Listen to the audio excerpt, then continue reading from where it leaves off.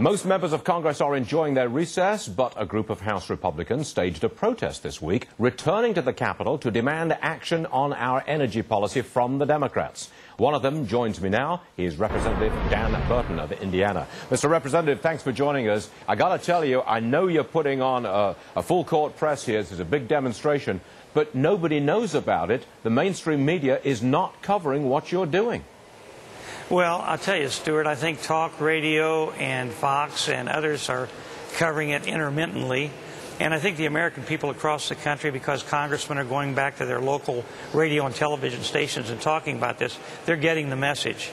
And we've taken polls from our constituents, and we found that 75–80% of them are absolutely on board with us, and the only person holding up an energy bill is Speaker Pelosi. Now, the White House, I have a source at the White House who told me on background that they don't want to call an emergency session of Congress. They want the Democrats to go back and face their own constituents during the month of August.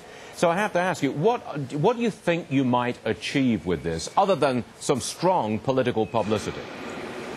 Well, if the pressure grows on Pelosi, Speaker Pelosi, hopefully she'll bring us back in August. And at the very least in September, we'll pass an energy bill.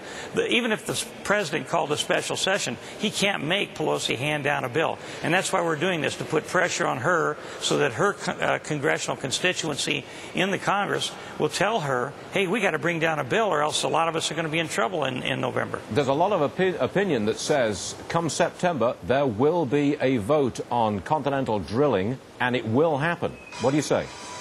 Oh, I think there's no doubt. If they bring an energy bill to the floor, drilling off the continental shelf will happen, and I think you'll see other things happen in that bill as well that are going to be very positive for the United States economy and for our security. Do you think this is a factor in the presidential election?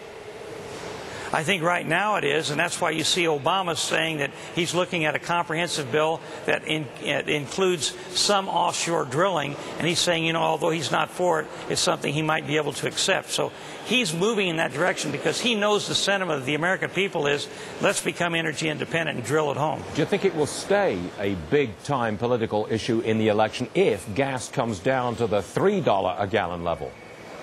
I think people are now convinced that they want long-term energy independence. They don't want these big fluctuations in energy. They want to make sure that they're secure in this country, knowing that we have an energy supply. And I think Obama is starting to feel that as well. Congressman Dan Burton, Republican, Indiana, thanks very much for joining us, sir. We do appreciate it. Thank you, Stuart. Nuclear power, the price of diesel, and my pronunciation of the